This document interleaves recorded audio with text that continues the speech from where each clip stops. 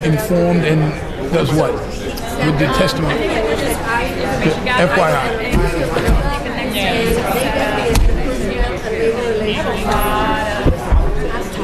Right.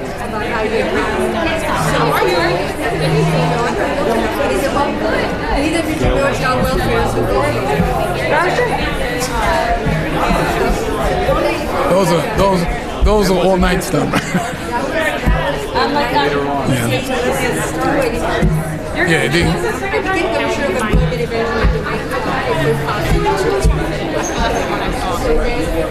And then there was the NYC. You get a bird's eye view. Those are.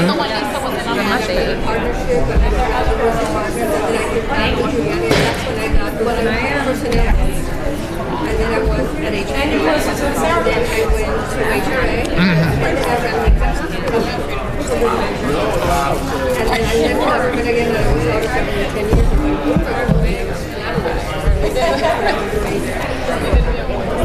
I think he left again and then got dragged back in. Five commissioners, one deputy mayor, and 4 mayors later.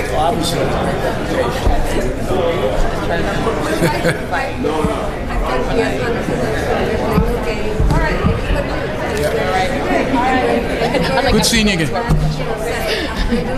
Good seeing you. You need to get a chair for the mayor. That makes sense.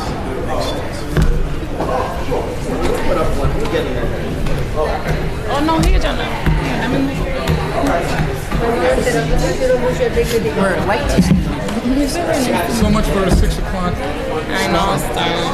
You're gonna leave some lights standing. I heard I missed the marathon while I was in there.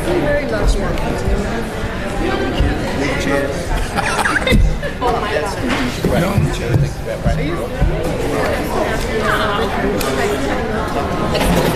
You doing somebody's job? Yeah, so you know you're right. That is Somebody's job. Yes, that is accurate. Except it was so I flew in.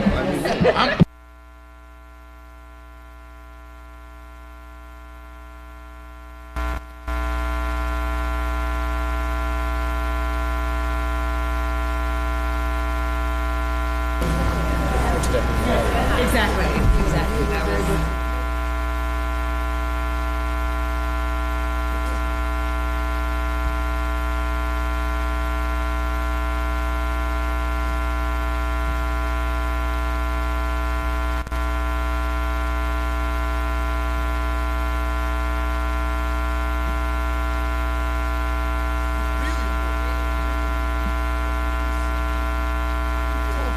The future of mankind rests on the issue of seed. I can't help but to smile. I cannot. We got the picture. Okay. Videos. That civilization.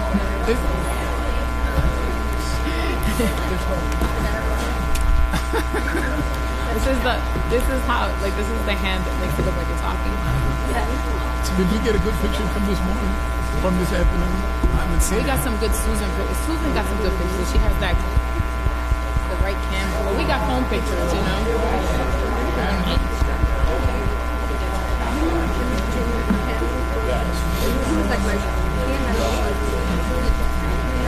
Okay. Thank you. And I never saw the pressure. Oh my God, they never sent it to you. I saw. I mean, I was looking over Johnny Green's show, but I never saw the pressure. Your code's definitely in there. It's like, We may be in the just tell, text Oh no, the engineer was supposed to be coming out. Tomorrow. Is this microphone on? Or? Okay. Always on the Hello? website. Hello? I was like, what, text Matt? Who was you trying to? Frank. Hello? Hello? Is she the chair? Hello? Hello? She's the chair?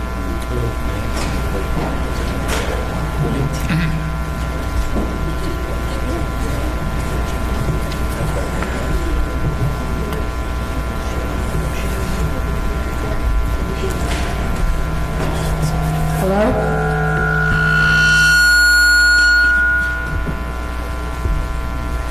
Good evening and welcome to tonight's public meeting of the 2019 New York City Charter Revision Commission. I am Gail Benjamin, the chair of the commission, and I am joined by the following members. To my left is Allison Hirsch and Lisette Camillo. To my right, my far right, is the Honorable Steve Fiella, Sal Albanese, Dr. Lillian Barrios Paoli, and Jim Karras. And directly next to me is my counsel, David Seitzer. Today, we will continue the Commission series of expert forums on the focus areas we adopted in January. This evening, we are privileged to be joined by a distinguished set of panelists put together in consultation with my fellow commissioners who have generously agreed to speak to us about chief diversity officers as well as corruption and conflicts of interest in city government. We very much look forward to delving into these important topics with our panelists. Additionally, although several individuals who were invited to speak about the management of the city's pension funds were unable to be here tonight, we will be soliciting written comments from them and reaching out as we normally do with any questions that we do not have a chance to ask at the forum.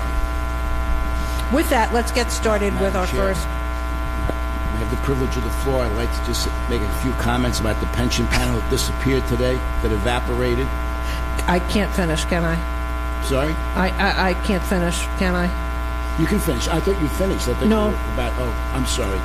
When you're done, I'd just like to make a few comments. Just a few.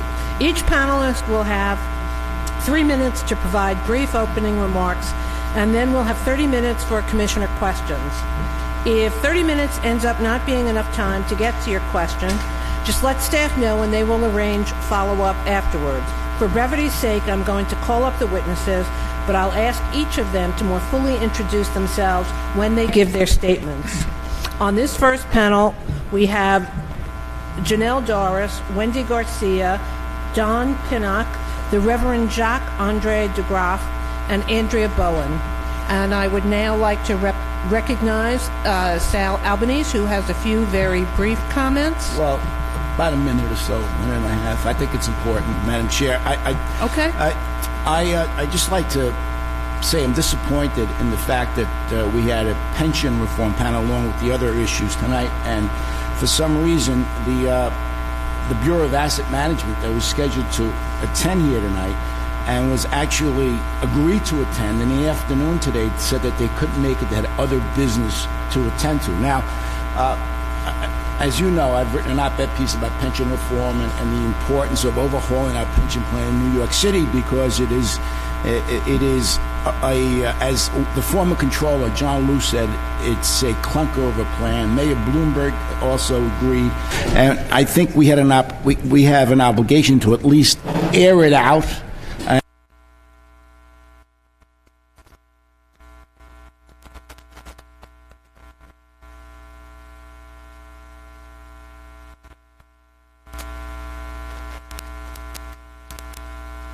Funds, and we needed an opportunity to ask them questions about how that pension plan is working with 5 different plans, consultants up the gazooey, underperforming the Canadians by 2.5% every single year. Yet, I think it's disrespectful for his staff not to be here, and certainly disrespectful for him not to be here. Today he was on the air talking about the diversity office, the chief diversity officer, which I think is a great idea, which he has no jurisdiction over, but yet in the area where he's responsible for our pension plan, and of course, when you take on an issue like pension reform, there's always, you're going to take a little fire. He's missing in action, and so is his staff. So I'm disappointed. I want to thank the staff for doing whatever they could to bring everybody in, and I will ask the staff to do some additional research on this topic and come up with a deep dive on pension reform in New York City, because I think we need it. The employees of the city, the taxpayers of the city, The retirees depend on the system. We're contributing $10 billion a year. That's only going to grow as baby boomers retire. So I know it's a politically tough issue, but that's what you get paid for as an elected official. So he should not be missing in action as he is today. But I'm going to continue to press that we address this issue. Thank you, Sal. I know, and I thank you for your comments and your understanding. We have tried. The controller called me and said that they would not be able to make it. I have no way to compel persons, as you know, to be here. We will try to find another way to go about doing this. And you have my commitment to try and make that happen. I'd like to know what was more important than the Bureau of Asset Management not to attend. Would they have a cheerleading event tonight? What was going on? It's just I don't know how to turn this on. When the green light is on. Okay, is this on? Oh, there it is. It's my understanding that the chief investment officer for the controller's office and for the city of New York is actually out of town tonight, and so the chief investment officer. What about him? Is out of town tonight, and the reason he is the most appropriate person to testify on this issue, given what his portfolio is, and so it's my understanding the controller and the chief investment officer offered to find another day if it's all possible, but scheduling didn't work, is my understanding. But regardless, that's not what staff said. I'm sorry, and the chief investment officer should not have been out of town because they agreed to testify. They agreed to testify weeks ago on this date. And all of a sudden, they're out of town? I don't buy it. I'm sorry. With that, I thank everyone around the table for their understanding. We now have a quorum with the addition of Satish Nuri. And so I would like to entertain a motion to adopt the minutes of the Commission's meeting of March 11th held here at BMCC, a copy of which has been provided to all of the commissioners. Do I hear a motion? Second? Second. Discussion? All in favor? Aye. Opposed? The motion, I thought you were raising your hand, Sal. No. The motion carries. Mr. Janelle Doris, would you like to start?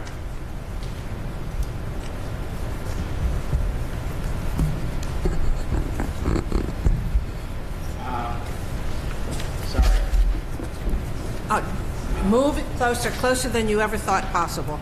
Testing 1, 2. No, it's not on.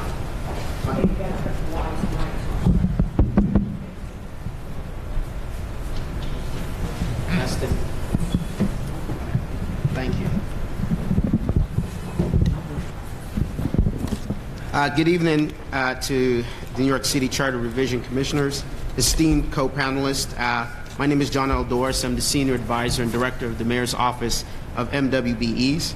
Today I want to provide an overview of the citywide MWBE program, the program's goals, as well as an overview of the structure and accountability within our office that ensures our commitment to diversity in the city's procurement process.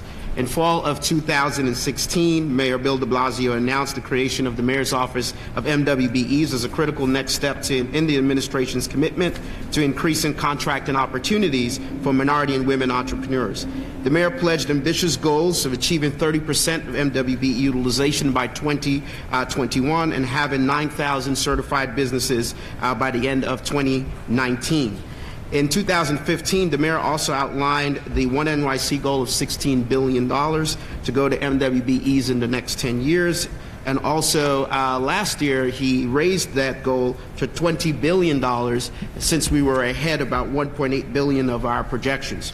We are also excited to have the leadership of Deputy Mayor Phil Thompson, whose career-long justice and equity work includes increasing economic opportunities for disadvantaged individuals and challenging structural and historical barriers in the marketplace and within government. Under the supervision of the Deputy Mayor, our office, SBS MOX, we play an integral role in implementing oversight for the MWBE program. The purpose of the city's program really is to remedy the discrimination of past discrimination in the city's procurement. This impact is statistically analyzed in the disparity study. I want to skip ahead for time purposes.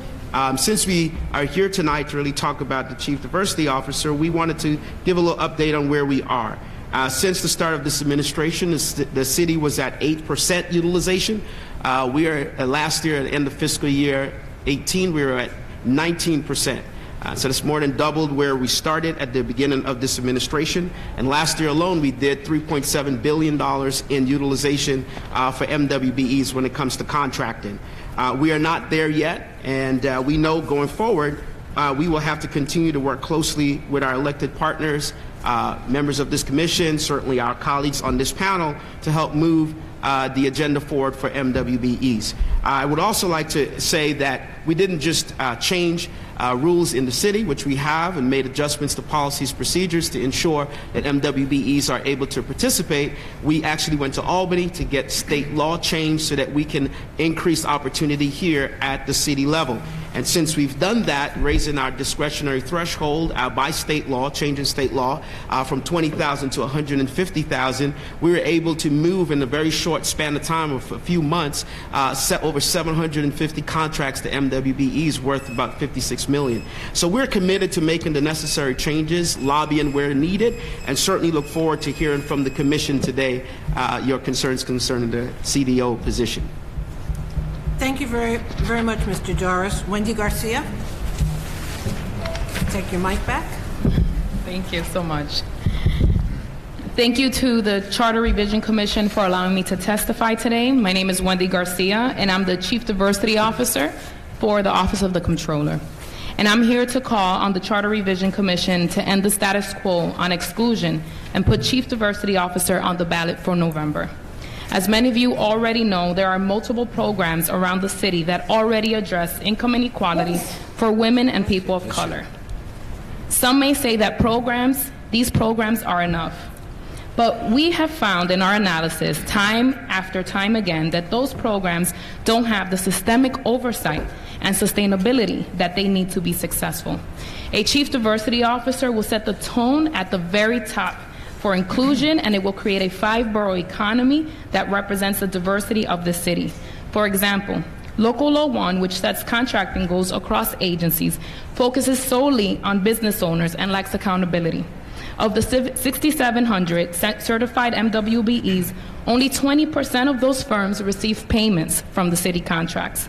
We also found that in 2015, more than 60% of those agencies failed to submit subcontracting information to the city's PIP system as required. And without this information, agencies cannot hold primes accountable for their contracting scopes, disproportionately impacting MWBEs. In addition, as you heard my colleagues say earlier this week, we found that 69% of MWBE contracts are submitted late to registration, delaying their payments and forcing many of the businesses out. To raise this issue, you need a CDO who reports to the top. If you look at the new Office of Citywide Equity and Inclusion, whose focus is employment and diversity, the head of that office lacks the reporting structure needed for real influence.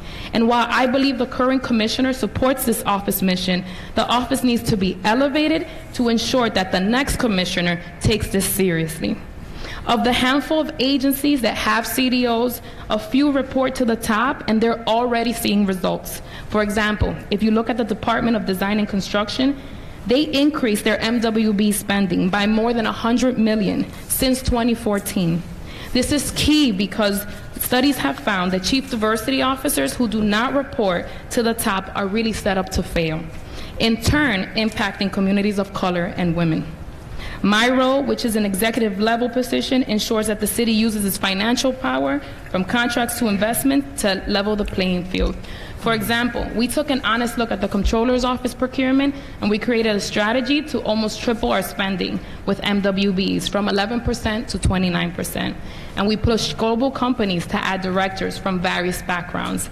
In fact, 49 companies we targeted have elected 59 new directors who identify as women and people of color. As you can see, this issue is bigger than Local Law 1. We need to enshrine it in the charter. Thank you.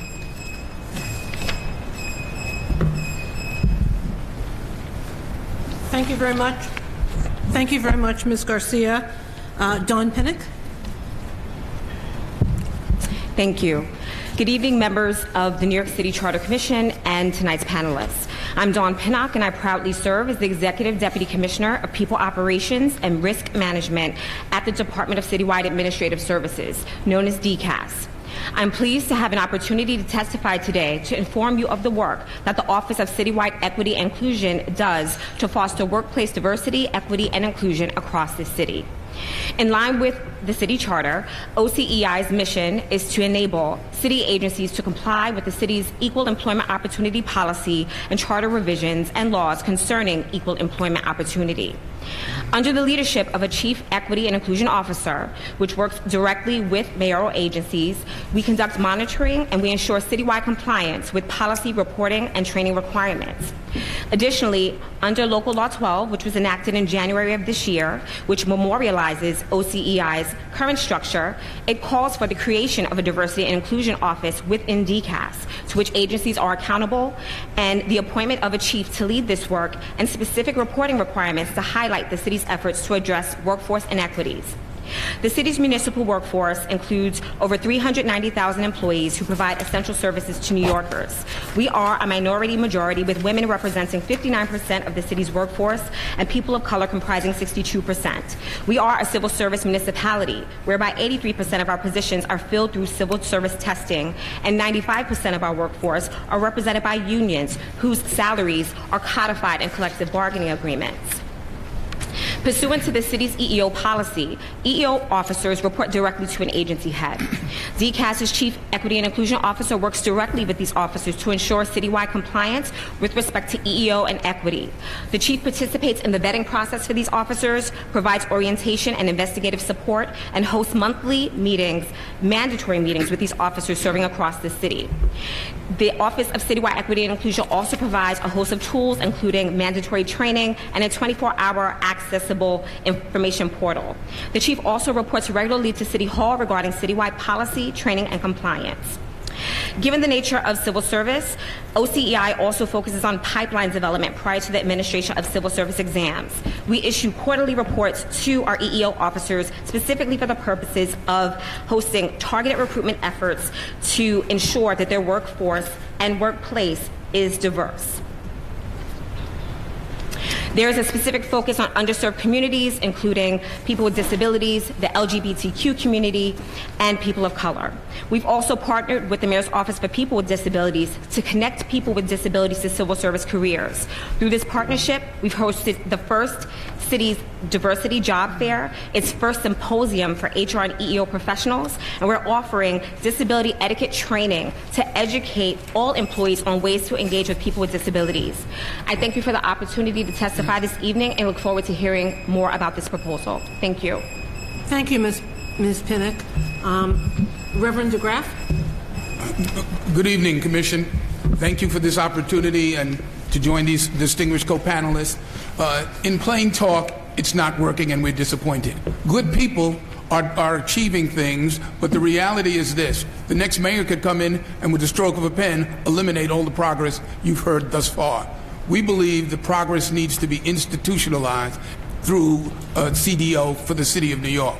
The Federal Reserve has a CDO, CBS has a CDO, the Nielsen Company has a CDO, and I was part of that effort for over 10 years. Why am I saying that? Because the private sector has already recognized that having diversity is good for business. And we need people installed in office who every day see this as their responsibility. There's a chief legal counsel, you have your lawyer right with you. Other places have a chief financial officer and they worry about the money. We need someone who is a gatekeeper and a watchdog over opportunity for the city of New York. And when the city allows MBEs and WBEs to be a full part of the life of the city, then jobs are created and wealth is created in our communities. But we need a CDO who can do more and speak with the authority, not only of a charter-sanctioned position, but also with the authority to call commissioners on the carpet, so that when primes don't pay subs, somebody can intercede. Right now, you can win a contract and lose your business because there's no one to speak up on behalf of the firms that win the opportunities. And as a point in fact, despite all the great numbers, black and brown communities are watching the gravy train of economic development pass us by. This is unacceptable. I am a past MWBE Advocate of the Year from the City of New York, nominated by the Building Trades. I chaired the Diversity Council of the School Construction Authority, the city's most successful program, and accounted for more than a third of its MWBE spend. I know what I'm talking about. And I know that unless there is sanctioned leadership with authority, and we just don't want a CDO, we want a funded office, and we want funded staff in each agency, because we need to get results that are accountable to the people that we serve. It cannot be from administration to administration. We have a historic opportunity. I'm old enough to remember when we had a board of estimate, and there were a lot of backroom deals, and it was an old boys club. Careful, because I sat on the Board of Estimate. Excuse me? I sat on the Board of Estimate. Well, okay. Well, you were young. Boy, and I wasn't making back. You were a prodigy, but for the rest of us, it was a way of business that was not always done in public. There were a lot of things that happened out of the public view. We want to take this moment in history to open the door of opportunity in the city of New York and to continue to be a leader in public policy in the national position that we occupy. Thank you for this opportunity, and I welcome your questions. Thank you, Reverend DeGraff. And now, Andrea Bowen. Is that mic working now? Nope. Let's do this one. Good evening, Chair Benjamin and members of the NYC Charter Commission. My name is Andrea Bowen, and I'm principal of Bowen Public Affairs Consulting. I'm a transgender woman, an advocate for the lesbian, gay, bisexual, transgender, queer, questioning, and intersex community. And I currently engage in policy articulation, advocacy, and implementation around LGBTQI and primarily transgender issues. I previously submitted comments to the Charter Commission, co-signed by several organizations, and they're at the back of my testimony. And those form the basis of my recommendations around the proposed Chief Diversity Officer, or CDO. I primarily work on issues around the transgender, gender nonconforming, and non-binary community, as we increasingly call it. And so, but I'm just going to say trans for short, even though it's TGNCMB in my testimony. Any CDO position should not limit its purview to procurement, as is the focus of the comptroller's proposal, but should view its mandate as pushing for inclusion of women, minorities, including trans people, across a variety of city activities. New York City CDOs should ensure inclusion in city agency hiring, as do CDOs in other municipalities. While the city of San Francisco, to take one, doesn't have a CDO, it has several offices that focus on different minorities. And so their Office of Transgender Initiatives informs about procurements, but also like housing and other issues under the sun. I was looking at San Antonio, Texas's Chief Equity Officer, which oversaw an effort to embed racial equity in city operations and services. So that's pretty expansive. So NYC's CDO should have as expansive a mandate as possible in overseeing expansion of economic opportunity in subject areas within the city's purview. If a particular contract focuses on a particular community, such as trans people or the LGBTQI community at large, CDOs should actively recruit organizations led by members of that community and also help organizations become competitive for city contracts. I work, again, with a lot of trans organizations, and I know from working with them, they're eager to take on city projects, but don't have the know-how or don't know when procurements happen. And so I'd like to see sort of greater technical assistance and outreach to make sure those organizations are brought in line. CDOs should have the responsibility of ensuring that contracts that impact a particular community are scored, at least in part, by community members from that particular community. So again, like if you have something that impacts the LGBTQI community, it should be scored by the LGBTQI people, and I'd like a CDO to emphasize that. To ensure effectiveness of proposed CDOs, they should be required to produce regular public reports on agency hiring and procurement awarded to protected classes under NYC law. Finally, and this is sort of CDO adjacent, I would like to see the charter have a hiring requirement that at least 1% of city agency jobs go to the trans community, considering its historical rates of discrimination, and that charter language be crafted not only for that community, but others who are similarly disadvantaged. Thank you for your time, and I appreciate it. Any questions you have?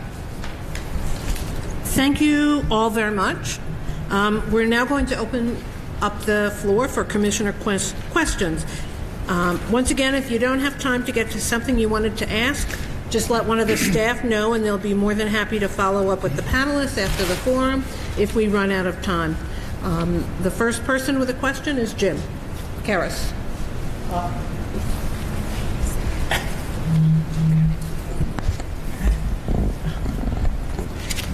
Thank you, everyone. Given that there are, we have a DCAS office that is responsible for diversity hiring, a mayoral office that's responsible for MWBE, we have the EEPC, I believe, is there a pay equity office, gender equity office as well? Are we talking, I'm asking you guys your opinion, are we talking about creating a charter office for MWBEs, or should we be talking about restructuring and consolidating? Because it seems like we have a lot of offices doing various aspects of the same diversity issue. Who's the question to? All of us? Well, first of all, thank you for the question. There are a lot of programs that you just described that are with this administration.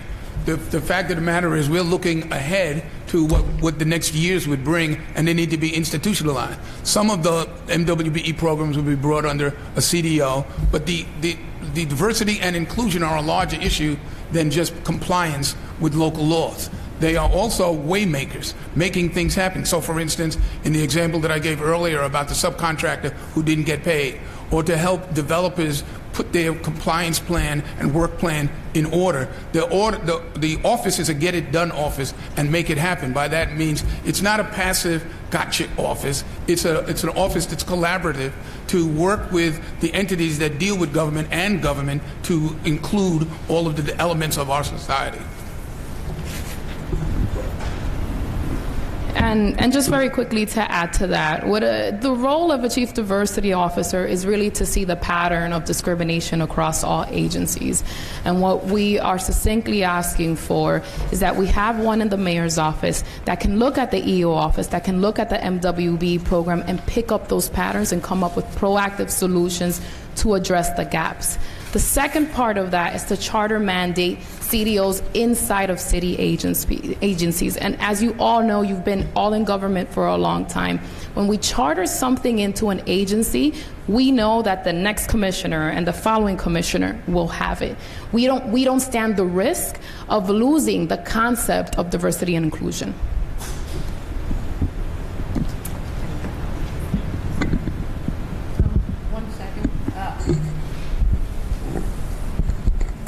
We've been joined by Councilmember Cordero, and I assume you would like to add your vote to the adoption of the minutes from March 11th. Thank you very much. Please proceed.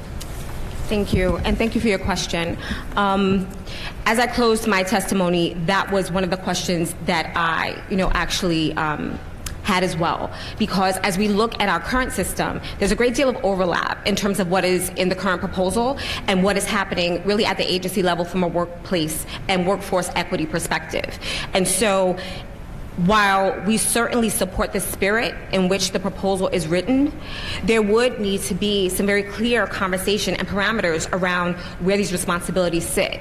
Because currently we have a recent local law that was passed that specifically states that DCAS should really serve as the home for workplace equity and inclusion work.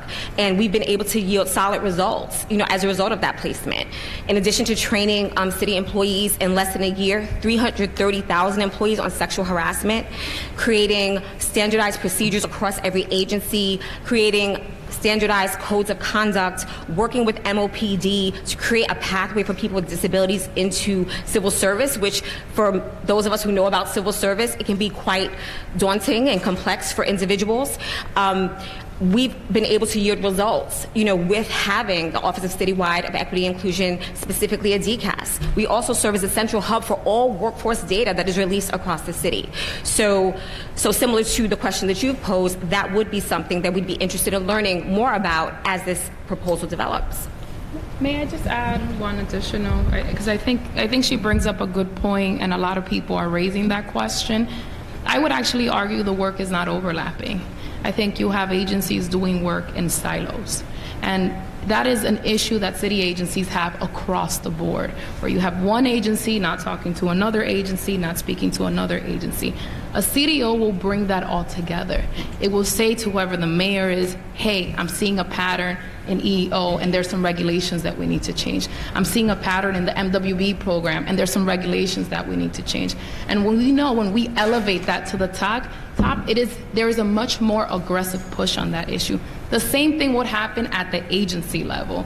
If there are bureaus within an agency that are not doing what they're supposed to do, or there is an agency policy change that needs to happen, only a CDO can look across every single deputy commissioner and say, it's time to make a change and fix this issue.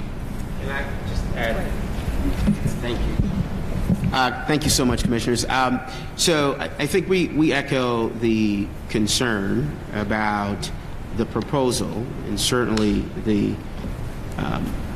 redundancy or the unsurety of how it would sit and work with others. Currently, there is Local Law 1 that mandates MWB officers at the deputy commissioner level, meaning reporting directly into the commissioner, and also mandate a citywide MWBE director, which currently is a deputy mayor, Deputy Mayor Thompson, so directly reported into the mayor. The mayor created our office and appointed myself senior advisor and the director of that office, first ever in the city's history. And we've seen MWB utilization jump from 8% to 19% in a matter of a year and a half or so, and we're continuing to grow. So when we talk about sustainability, we hear the concern, and this is all of our work, by the way. I mean, everyone at this table, these are my colleagues. We're in New York City, and we're in Albany working on this as well. The challenge is that we're looking at this proposal because we want to understand fully how it changes the construct that is already there. There's direct reporting. There's mandated quarterly meetings that we have with every single commissioner and every MWB officer. There are monthly ACO meetings where we participate in. There's ongoing training. There's procurement improvement plans mandated, submitted to the council every year about what those, and there's accountability at the end on that.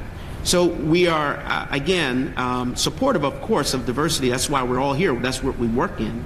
But we are, concerned about how this will be administered with the current construct that we already have, mandated already in law. And just as somebody who hangs out in lots of rooms with community organizers on a regular basis, it's really hard to point community members to people who are accountable. I seriously tried making a spreadsheet for people who are relevant to the trans community who you should talk to and agencies who have purview over things. If there was one person who was responsible for a lot of contracting and city agency hiring and things related to diversity that we could go to as a sole source, I think that, and who's dealing with intersectional issues as all of our issues are, I think that would be really, really powerful, especially from a community empowerment perspective. Madam Chair, can I interject just one last piece? DeGraff. And that is this: we're spending. I would hope that the Commission would consider that good people are making good efforts, but they have inadequate tools. But the results for Black and Brown communities are unsatisfactory. And when you hear my distinguished colleague talk about a 10-year plan, the mayor's only going to be here for 8 years.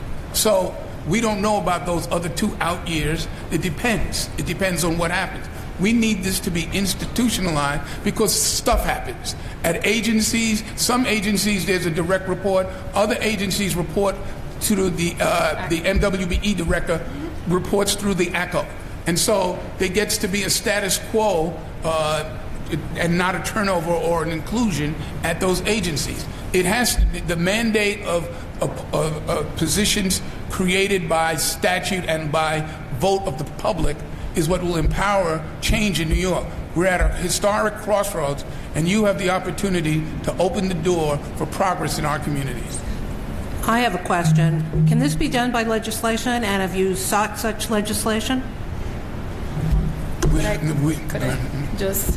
I would say no, because the charter is what constitutionalizes how the city's governed. Right. And what a CDO would do is you would be changing at this point how we view the governance of the city. I want to talk just a little bit about systemic racism.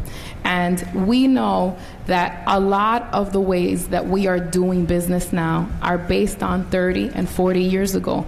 We need someone at the top who can take the microscope, who can go through all those rules and regulations, who can go through all the operations and say, how do we change this and fix this to do this differently? Legislation all depends on who would like to introduce it. A charter says... I didn't catch that. I'm sorry? I didn't catch what you just said. The last sentence we couldn't hear. I'm sorry. Legislation is really based on whoever introduces it. What the charter does is that it sets a tone that the city is serious about this, and it sets a tone that the city is focused on pushing diversity, not just in procurement, not just in EEO, but on regulatory and compliance matters as well. But could it be done by legislation? I understand your preference. There have been efforts to do it by legislation, and there have been those who have compromised it along the way. And that is why we were pursuing the will of the people and that expression through a charter vote rather than through legislation. There have been many, many efforts, and there are some CDOs who exist, and they're really public relations offices, community relations offices. We need it codified by the will of the people in a public vote.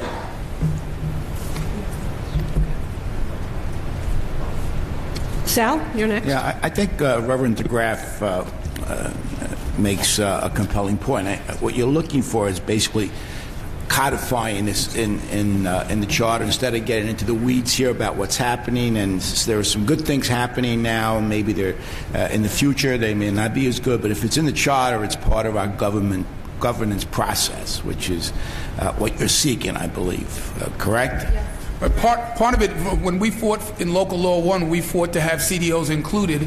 The mayor's office at that time chose to say that that would be an intrusion from the legislative branch into the executive branch. They didn't want city council dictating positions in City Hall. So this is a way that, to the heart of your question, that's been tried and has not reached fruition.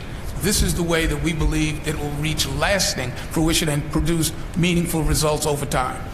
Just one quick question, Reverend DeGraff. I know the state has done a pretty good job, especially at the New York State Dormitory Authority, in terms of MWBE contracts. Are they doing something different than the city's doing, or more? They're more effective than the city? Well, the fact of the matter is that the CDO for the state of New York is Governor Cuomo. And so... I'm sorry? The governor is, in fact, the CDO for New York State. He actually, in those quarterly meetings, he attends those meetings, and woe be to the commissioner who's falling short of their goals. It flows from the top. And in this instance, by putting it in the city charter, that officer would have the authority not only of the mayor's office, but of the will of the people. So we need people who can call commissioners on the carpet. We need people who can study data, but also look at the implications and not only address problems, but be problem solvers. And that's really, there are a lot of folk who you've heard this before, we've never done that before. Or, the other enemy of progress, we've always done it this way. We need people who can help the agencies think outside the box. The good people in government who want to bring about change need this help to get them to accomplish the goals that you've heard about. Take Cuomo out of the equation. Is there anything in the state constitution or in the state law that mandates or has some reference to a chief diversity officer? No, there's not in state law, but the state has been more aggressive in interpreting the disparity studies, which are the legal underpinning for any executive or preferential program. Thank you. Can I just add one thing? I think we want everyone to know that I think the fact that we're in this business is because we are very much concerned about the disparities that we see. I mean, this is not something we're just looking over or not holding agencies accountable.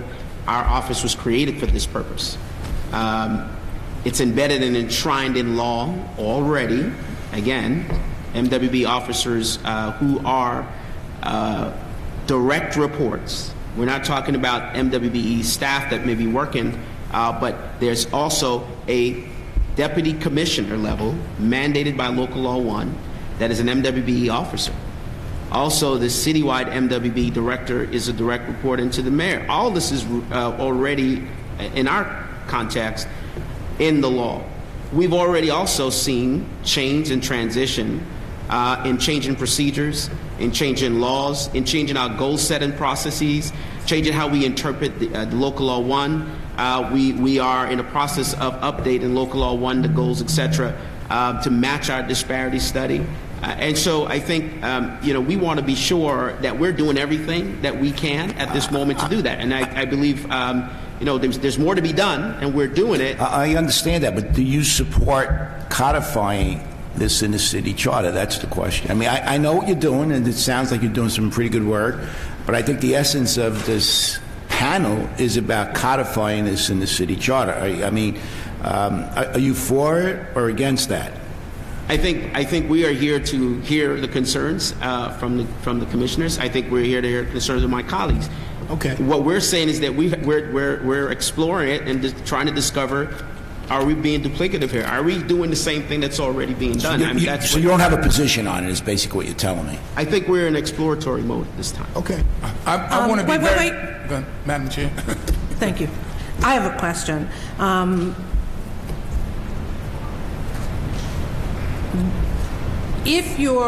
Why did you limit this to mayoral agencies then? Why not include the controller or the borough presidents or the council or anybody else? Why only mayoral agencies? Well, it would be all. It would be all agencies. No, it says mayoral. It would be a mayoral office. I'm saying it would be all agencies. No. So Right. would you oppose? I'm sorry. Go ahead. Repeat Sorry, the way it's drafted right now is that there's my understanding of the way it's drafted right now is that there's a high-level appointment in the office of the mayor and in all of the mayoral-controlled agencies. Yes. So the question, I guess a different way to phrase the question, which is probably not the way Chair Benjamin would phrase it, but I will phrase it, would you be open to expanding it to other agencies? Is there a non-mayoral entities in the city? Is there a reason why they were excluded? The controller, the public advocate, etc. Yes, absolutely. We would be open to expanding it. I think the position, the essence of the position is that we need chief diversity officers at institutions across government that can help elevate the issue of both hiring and procurement and policy and regulation issues so that they can sit there and talk to the top and deregulate anything that's causing discrimination. That being said, so thank you for clarifying.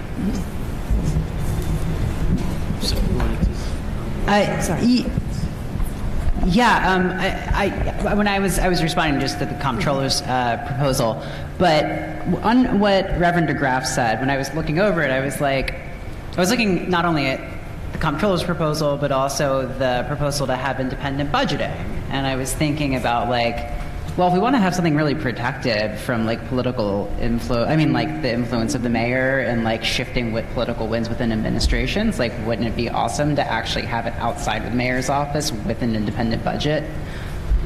That was just one thing that was occurring to me as I was writing testimony. The issue is, the fact of the matter is, in our form of government, the executive branch proposes the budget. And therefore, that's where the sway is, and that's why the focus has been on the executive branch, this office existing within the executive branch. And I just want to set the record straight, because it might have seemed to some who are the uninitiated that in any of the remarks that have been said, that we want to recognize the contributions of what Reverend Doris and Dawn and the entities that they represent, because they have come a quantum leap from where we were a number of years ago when this administration came in. It was nearly flatlined in terms of MWBE participation. So I don't want in this moment to sound like we're throwing the baby with the bathwater. We couldn't have this moment but for the work that they've done, because the reality is that progress has enemies. And so status quo is in every institution by definition.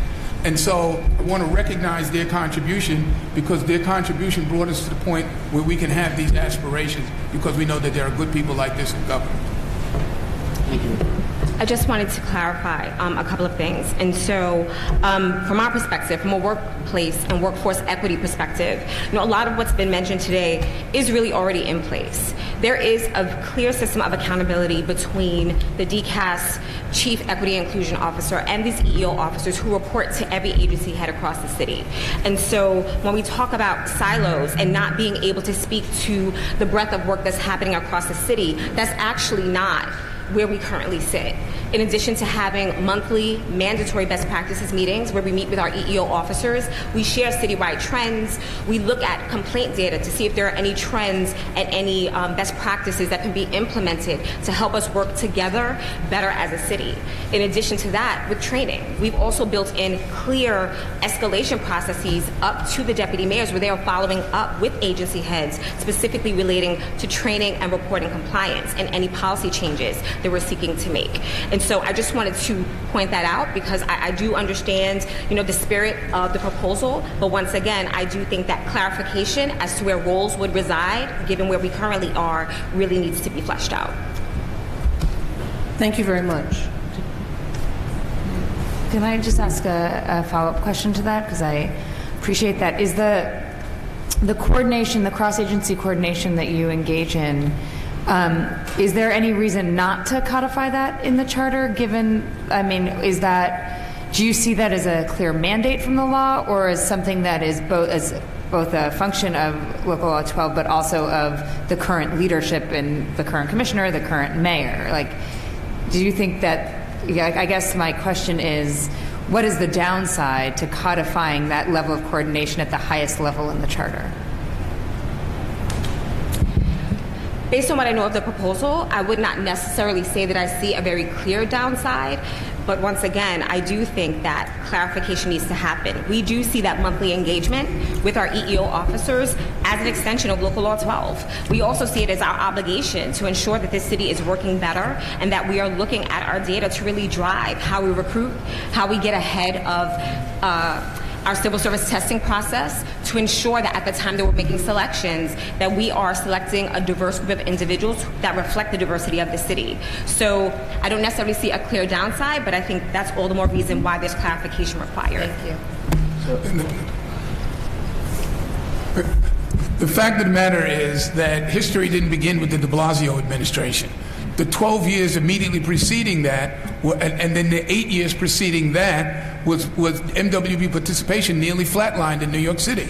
So there's 20 years versus the last few years, which, to the point, is why it should be codified, because we don't know what the future holds. But we can write the future with your efforts by including the position to be codified in the charter revision that's coming up in the fall. No, I was just going to thank Reverend DeGraff for his kind words, and certainly we can't do it without him and advocates. We came into a situation, and he's making it very clear that the program was dismantled and certainly not operating at its full potential. I think the steps we've made as a city, we're going in the right direction, but also I believe that the current local law that we have, and this is why I think between Dawn and myself trying to understand how we would sort of set these positions in place, et cetera, where there's some overlap with what the current law already says, right? And where there is an MWB officer as a direct report to the commissioner, the MWB director, direct report to the mayor. And I think the challenge that we're trying to understand is then how is this other position fills into all of that on top of what's already codified in law. And the law also mandates our procedures. The MWB officers are responsible for the procurement plans. They're responsible for the utilization plans. They're responsible for contract compliance. All these things that we're very much aware of and are concerned about. And so again, we just need to figure out how this will be operationalized. And then lastly, I'd say, the commitment, varies obviously from individual to individual and agency head to agency head, but I think the centralization of the MWB director in the mayor's office where they all report into. Currently, that's the current structure. I think that gives us the breadth and to do what we've done over the last several years. We're not clearly there yet because we can't erase historic discrimination, institutionalized discrimination, sexism, racism, all that within the procurement system and also in the marketplace. That's something we haven't talked about here. In the marketplace, these MWBEs have to deal with issues with trying to get loans, trying to get bond, trying to get insurance, paying more for everybody else. So when they actually bid for us here at the city, maybe they're not bidding as the best way that they can because they have to deal with all this extra money they have to pay out to get the services that they need in order to bid to us. I mean, it's a cycle of discrimination that we're fighting against. And so we've implemented several things from the mayor's office, such as low interest loan funds, a bond collateral assistance program for our MWB developers, funding there, went to the private sector, raised money from the private sector, our banks, our depository banks to the tunes of tens of millions, and put it all in a pool that serves the MWB. And that's what we're doing now because we have the leverage from the mayor's office to do that. So again, I think we are happy to continue the discussion, but there's a lot happening here, and a lot of this is already in the laws, right? Particularly quarterly reporting that is mandated also by the council. Anyway, I'll stop there, but certainly we're continuing to explore with our colleagues. Madam Chair, I wanted to give an operationalized example. So the way you operationalize is you get a chief diversity officer to have it report directly, let's take it at a city agency, to a commissioner. That chief diversity officer will have, let's say, the MWB officer right under them. That way, that MWB officer gets to talk about what they saw, what market they saw, what market analysis they saw. So in my office, that's what we do. I have Brian, who's sitting here with us today. He goes over a market analysis. He looks at the patterns. He looks at the scope of work for every RFP. And when Brian is done with that RFP, he says, hey, Wendy, I know we've traditionally looked at this RFP in this way, in this way, in this way, but state law is blocking us from saying X, Y, and Z. I take that to the controller and I say, I found the pattern, and it's impacting every single bureau in this office. The other thing Brian does is that he looks at availability across the board. And if there is MW availability through the lens of a marketplace, because he's an MWB officer, I go back to the controller and say, this RFP will definitely have a target. If at any point there is someone in my office that says, I don't really want to do that because last year this is how we did it, my stature in the office, the fact that I'm an executive, can help override or can help us come to a conclusion on what is the best for that office.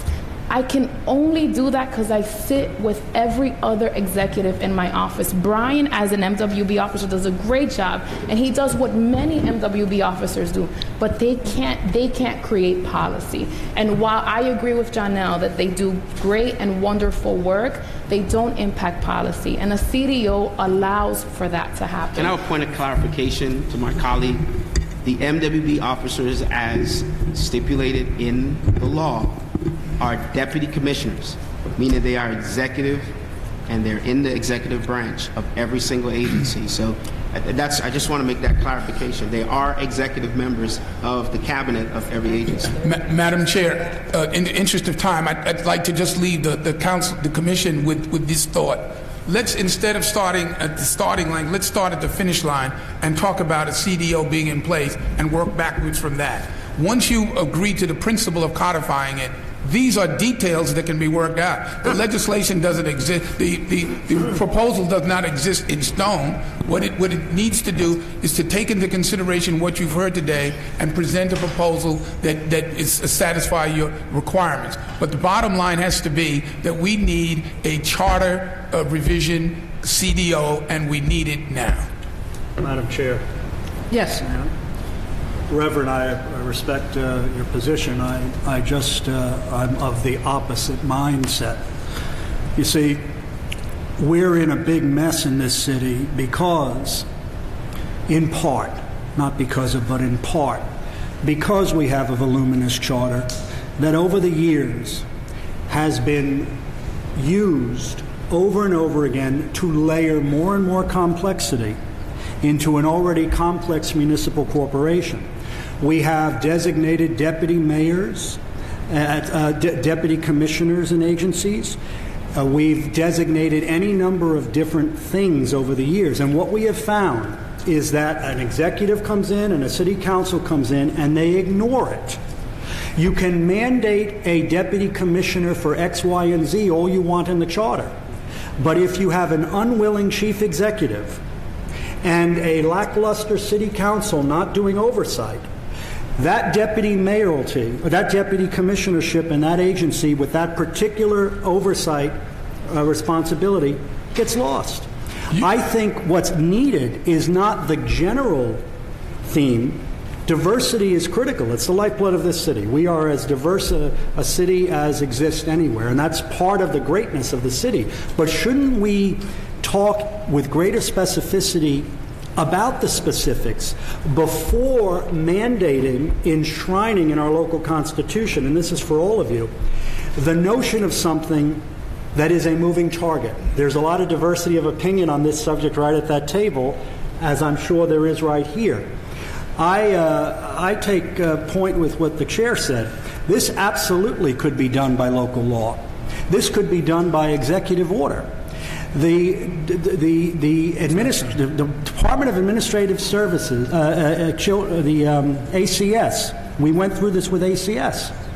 We created it through the executive order, and then years later, after ironing out all the details, and after the council and the mayor went back and forth, and after scandal, we decided to put it before the voters and say now it's ready for the people to decide if it's charter ready.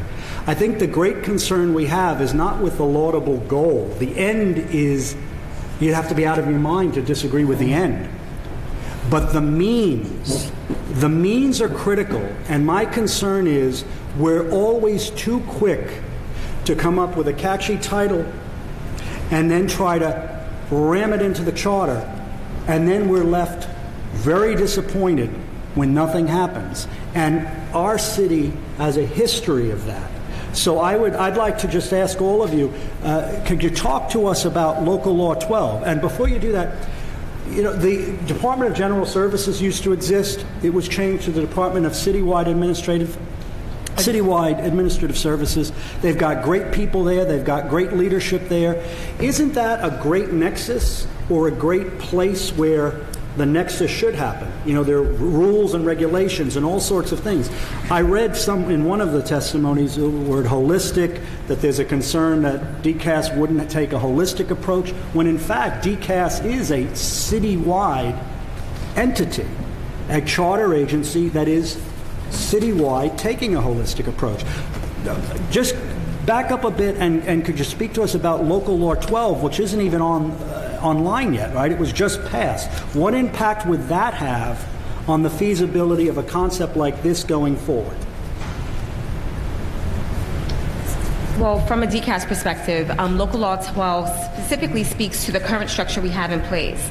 It calls for an Office of Equity and Inclusion, which is currently housed at DCAS, and the law specifically says that this office should be housed at DCAS. It also calls for a chief to serve, to lead workplace and workforce equity efforts. And then there are very specific requirements specifically relating to reporting, which ties into the workforce data that we provide to city agencies already. It talks about providing underutilization information across job categories. There's a section that talks about providing pay analysis and equity information.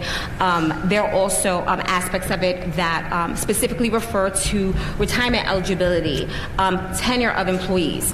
All of these data points are currently collected by DCAS, and we provide that information to EEO officers in three different data sources. We issue a workforce profile report where most of that information is compiled.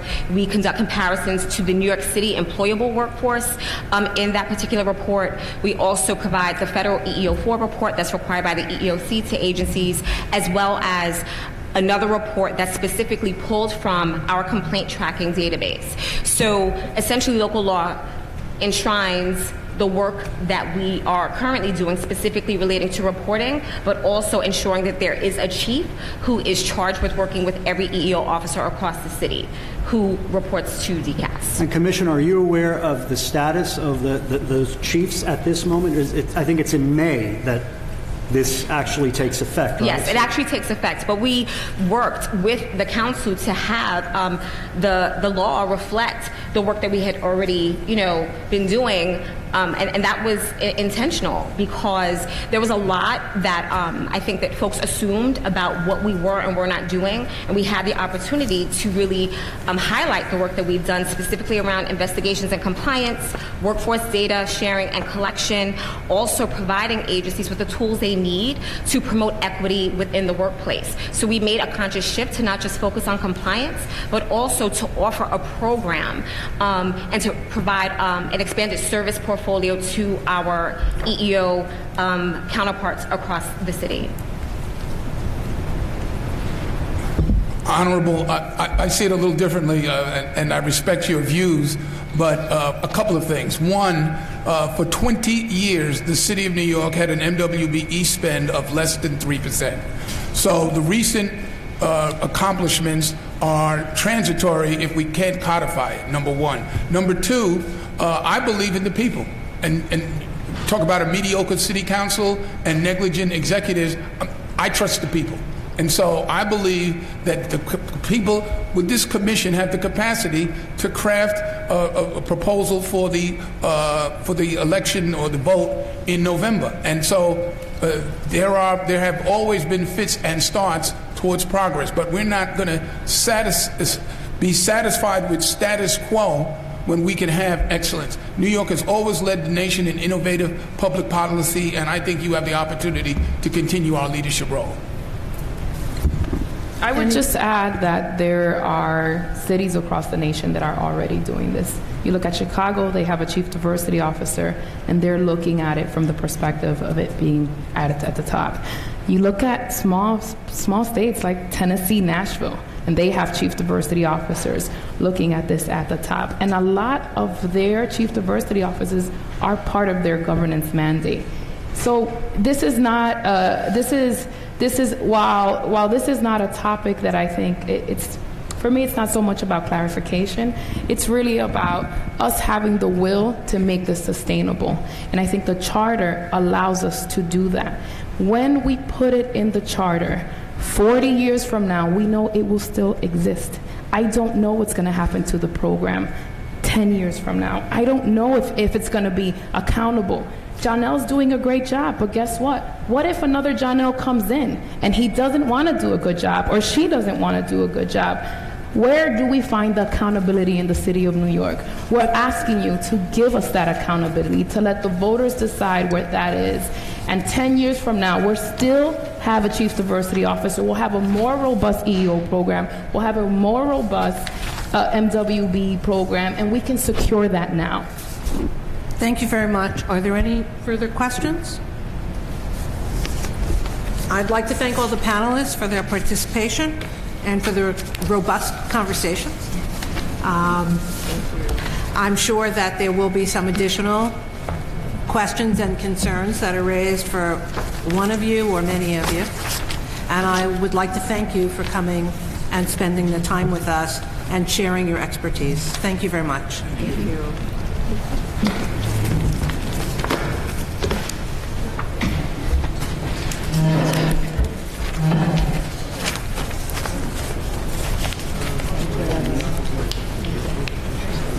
So you just didn't know how old I was when you said you're the only one who knows the Board of Estimate. Thank you so much. Thank you, Reverend. My pleasure. Thank you.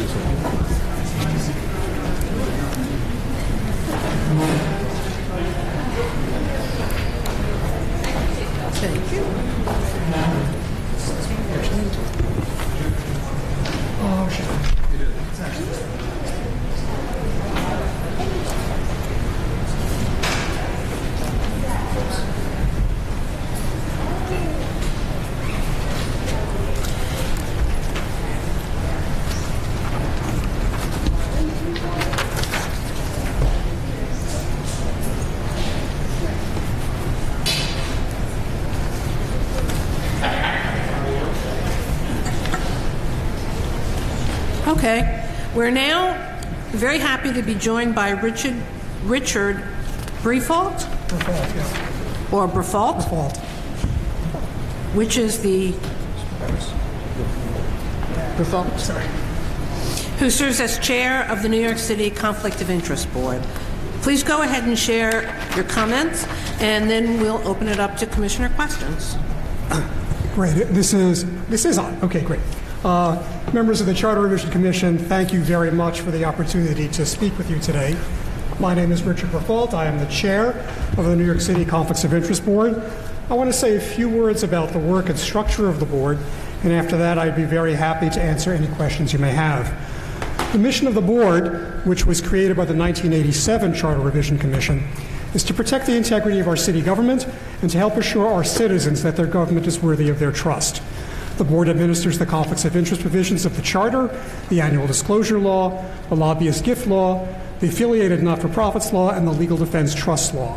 Much of the board's work consists of education and training for the city's more than 300,000 public servants.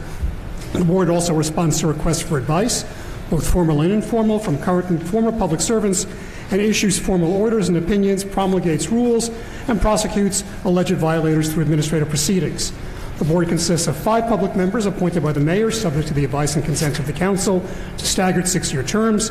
A member is eligible for reappointment for 1 additional term. The only qualifications the Charter sets for appointments are that members are chosen for their independence, integrity, civic commitment, and high ethical standards. However, the Charter also sharply restricts the outside activities of members, effectively limiting the ability of board members to participate in city politics. No member of the board may hold any other public office, seek election to any public office, be a public employee, or appear as a lobbyist before the city. The day-to-day operations of the board are handled by a staff of 26, divided roughly equally among the units responsible for education and training, legal advice, enforcing the conflicts rules, and administering the disclosure law. I've got some data in my comments, which can also be found on our annual report, going through the large number of informal requests for advice, our opinions, our enforcement actions, the number of disclosures we handle, classes, etc. And this year in particular, a new initiative following the directive of council legislation, we have been doing a lot of rulemaking to codify our prior rules, codify our prior interpretations and formal rules. We've completed 5 and are beginning 9, and we are a very lean operation with an annual budget of a little over $2.5 million. A couple of questions have been raised about the membership of the board. The current members believe that our current structure works very well. Our small size facilitates deliberation and action. The combination of mayoral appointment and council confirmation, both for initial appointment and any reappointment, assures that any issues about any nomination can be publicly aired and addressed. Not having multiple appointing officers or a political distribution requirement eliminates the concern that a member would view him or herself as representing a particular appointing officer or party, a fragmentation that has affected the work of many other ethics agencies, such as New York State's JCOPE. We are not and have not been a political body. Charter tells us to stay out of politics, and we do. 2 of the current members of the board were initially appointed by Mayor Bloomberg, but have been reappointed or have been continued by Mayor de Blasio. The 3 others were appointed by Mayor de Blasio. We have each been before the council for confirmation, some more than once. We come from a variety of backgrounds, city service, the private sector, and academia. This is not to say the current structure is the only one possible, but it does seem to work. But just one more thing about our structure. The Charter authorizes the board to appoint a council. We now use the term executive director, who supervises the board's day-to-day operations and works for the board. Accountability to the board serves to assure that both the executive director and her staff are independent of the political process. The current structure allows the executive director to develop expertise and a deep understanding of the law and how it works in the countless situations in which it has to be applied. We think it's a good combination of accountability, independence, and expertise. Finally, the Commission has indicated that one of the possibilities before it has been transferring the regulation of lobbying from the City Clerk to the Campaign Finance Board or to the COIB. We currently enforce the gifts provisions of the city's administrative code that apply to lobbyists. We have no position concerning the expansion of that role with respect to lobbyists, so long as the necessary additional staff and budget would be provided. And I'm very happy to take any questions about this or any other issues that relate to the functioning of the board. Sal? Good evening. Just a couple of questions. One, you state that representing a particular appointing officer or party it has fragmentation has affected the work of other ethics agencies such as New York State's JCO. But you're appointed by the mayor, right? And you do rule on things that impact the mayor. I mean, isn't that an inherent conflict? I think because we all are appointed and confirmed the same way, we don't think of ourselves as, in some sense, representing different interests. I mean, some institutions it's appropriate to have that. Your commission, I think it makes a lot of sense to have things from different parts of city government. I think the way we work is we really are, it helps us to be internally cohesive and to be sort of collectively independent of everybody, to be honest. Is that we don't see ourselves as working for anyone in particular, but for the city as a whole. And I think if it's difficult for me to talk about specific cases, except for those that have been in the public record. But I think it's fair to say that if you look at what we've done over the last few years, we have managed to impose, do things that have not been, that the mayor might not have wanted, that city commissioners certainly didn't want when fines were imposed, that the council may not have wanted, that some DAs didn't want, because we also have some authority over them. I think it's fair to say that we have been able to show that we have been independent, and I think, but I do think part of that is the sense of kind of cohesion of commitment, because we're not. There's no temptation to think, well, I represent the such and such position. We all represent the same position, which is the city, and we're all subject to the same process. So you would not be in favor of the city council or the public advocate or the borough presidents having an appointee to the Conflicts of Interest Board? I mean, I'm tempted to say I have a conflict of interest because I'm here under the current situation. So, and the board discussed this recently. We actually had a discussion about what I should be saying and what the board's view on this is. I think the way I would put it is we think the current system works pretty well. And I think my approach is it's a kind of an if it ain't broke, don't fix it approach. I'm not saying that there would be something terribly wrong with another change, but I do think it works well. I do think JCOPE is a caution. I think everyone would agree that that does not work well on the way that's been set up. And you know, I trust your judgment on this, but I think our view on this is that and not just the current board, but I think going back I guess we came into existence roughly 1990, the 87 Charter Commission, until it got going. So now we've been in existence for close to 30 years. Two more quick questions. Sure. Presently, the law states that when elected officials leave government service, they're prohibited from lobbying for 1 year. Right. I mean, I'm of the view that it should be a lifetime ban or a 5-year ban. We've seen a lot of ethical issues surface as a result of that. Has the board taken a position on something like that? Have you reviewed it? Have you discussed it? In some sense, in that sense, we're not a policy-making body. The answer is no. We have not taken a position on that. Do you have a view on it? I think there's no magic hour, no magic year. I mean, just one slight correction. I think for certain senior city officials, it's a 2-year ban. But you're right. For the vast majority of city officials, it's a 1-year ban with respect to their former agency and a lifetime ban with respect to anything they were specifically involved in. I look at the federal rule. For some, it's 1. For some, it's 2. For the Senate, U.S. Senate, it's 2. Oh. I think most agencies around the country use either 1 or 2. I think there are a handful of very senior federal officials in national security or international trade where it's 4. So there's, you've got to balance, I guess, the integrity of the system, which I think is very valuable, with to what extent would this discourage high-quality people from going into government. There's no magic place to set the balance. Some 1 year, 2 years. The further out you go, the more you raise the concern that some people will be discouraged from entering public service. Because they can't become lobbyists? Well, because it might interfere with what they do afterwards. I mean, some people come into public service having had certain track records in the private sector or the not-for-profit sector. I mean, a lot of the lobbying that's done in New York City is also done by the not-for-profit sector. Not-for-profit sector, New York City is huge, and so I don't think it's all one way or the other. I think it's right to have some kind of cooling off period. It could be longer.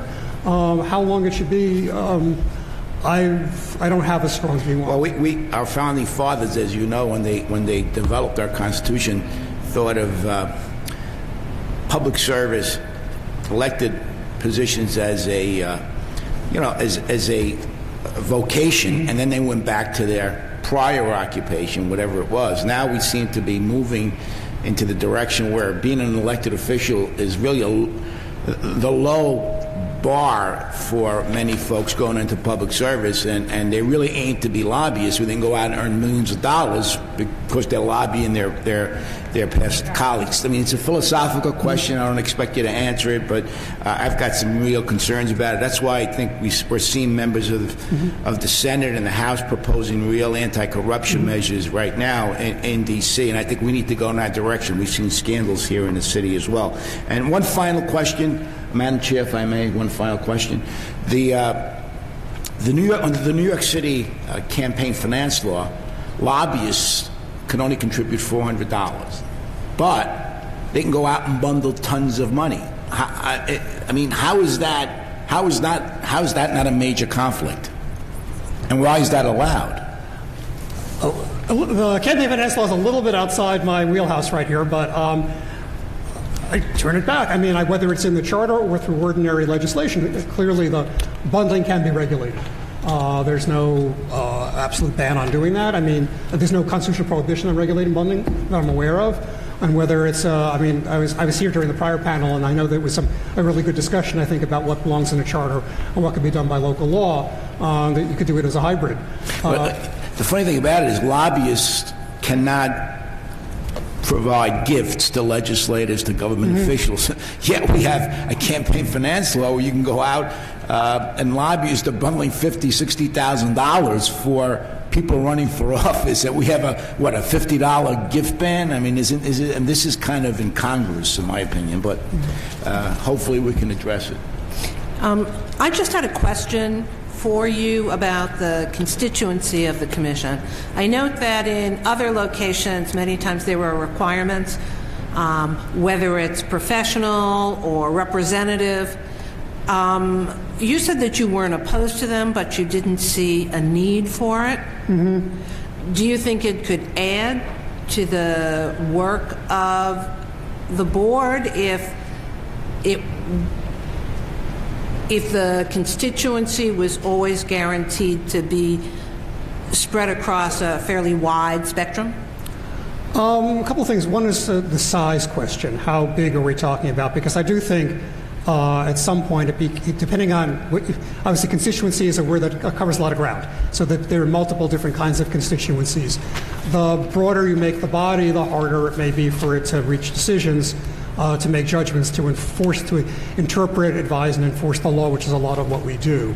So that's, I mean, it's similar to the point about how long should the cooling off period be. There's no magic number. 5 has been a good size because it allows us to deliberate but also reach decisions and to try and keep on a reasonably tight schedule of giving advice and reaching and concluding adjudications and going through rulemaking. So that's a good one. But I'm not necessarily talking about expanding the size of the board. I'm talking about potentially if there were requirements that, let's say, one person had to be an attorney with a record in this area, that another person had to be not-for-profit executive who...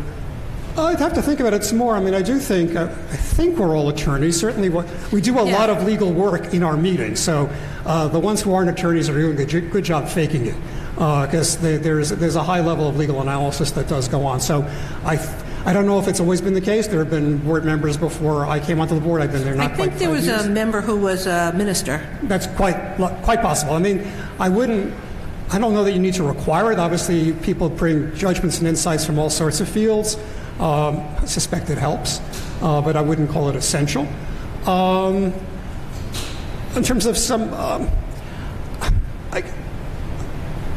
I think I guess my major concern would be churning people. I think the plus side is what you suggest, is guaranteeing that different perspectives are there.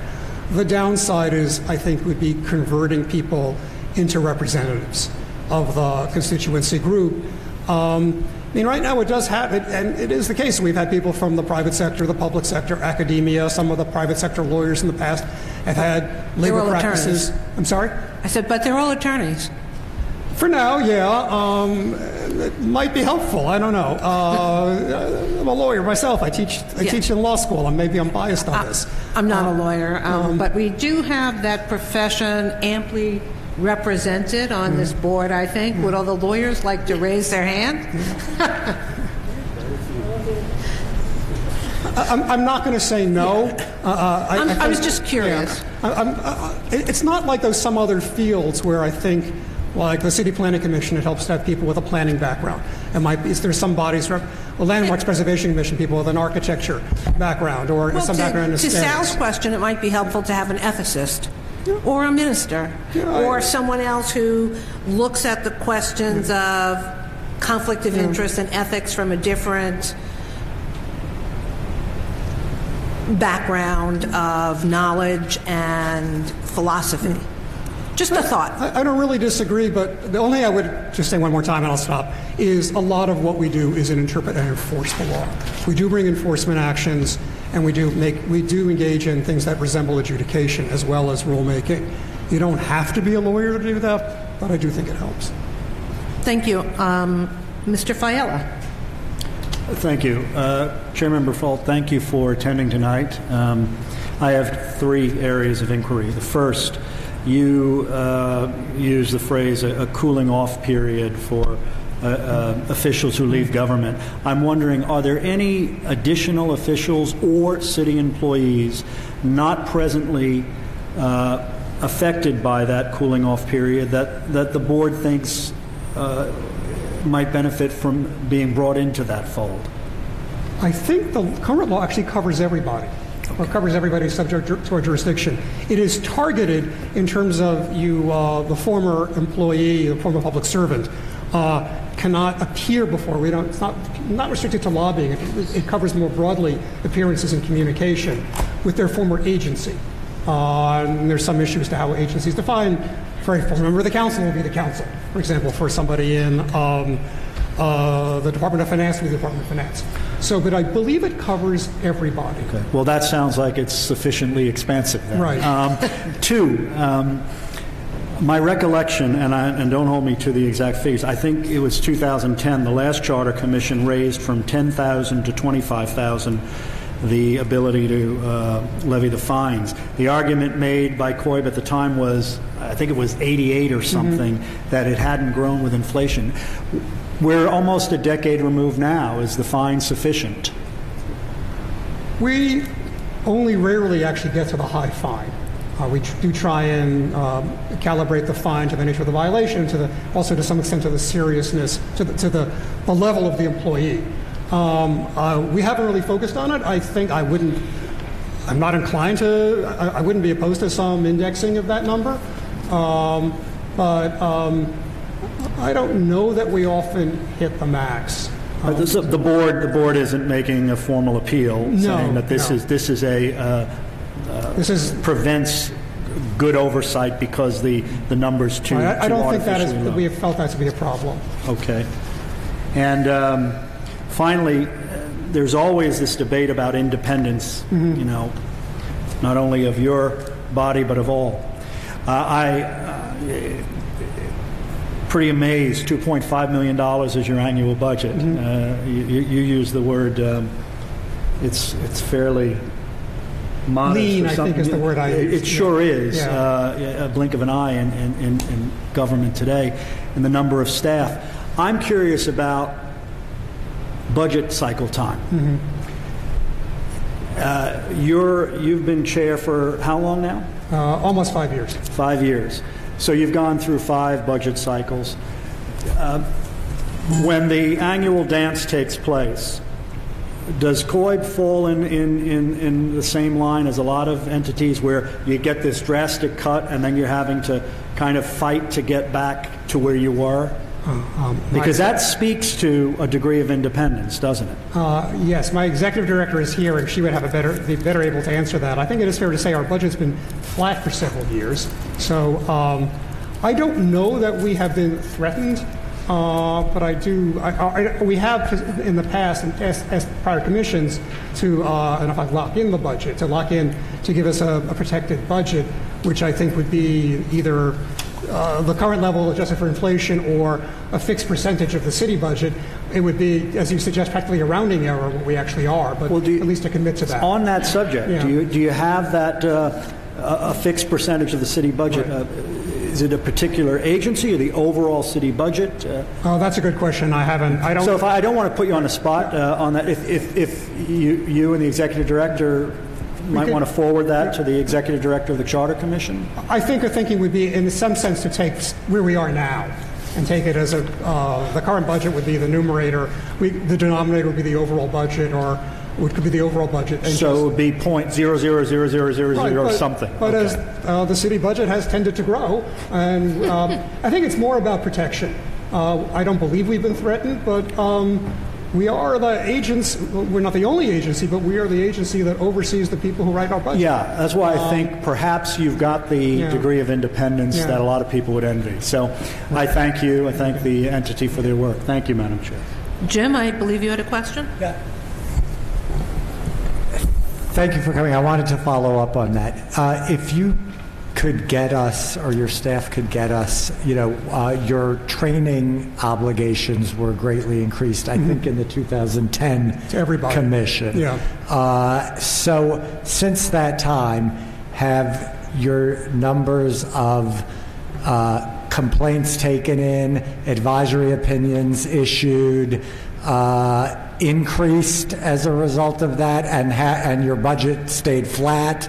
If we could see those numbers, that might be helpful to deciding, the need for any. If we think you need a fixed budget and a level that maybe that should be fixed at. We will get you those numbers. I think certainly the numbers went up sharply after 2010. They haven't gone. They continue to rise. They haven't gone up so sharply in the last couple of years. But I do think we've been. This year was either the highest or the next highest on most of the metrics of what we do. Our budget, but I think the big jump was earlier. Our budget is higher than it was in 2010. But it has been, I know, for the last 3 years, it's been literally flat for the last 2 and relatively flat for the last 3. We can get you more numbers on that. Yeah. Thank you. Any other questions? Then I would like to thank you for coming to speak with us and for sharing with us your experience. And with that, our next forum will be on Monday, March 18th at 6 p.m. at City Hall on several governance-related topics, including the role of the public advocate, the law department, and the overall structure and balance of power in city government. With that, the business of today's meeting has been concluded. Commissioners, while you're more than welcome to take your written materials with you, please remember to leave your folders and your name cards behind so that we can recycle. Motion to adjourn. Second? Discussion? All in favor? Aye. Opposed? This meeting is adjourned. Thank you all very much for coming. Sorry about that. No, I realized as I started talking that my clarifying was not actually clarifying, it was tipping a scale, and then after I started talking that I realized it. It's another. Well, yeah, no, the 18th. They've been moved to Thursday and next Monday, or the following Monday are the land use hearings. Public forum. Correct.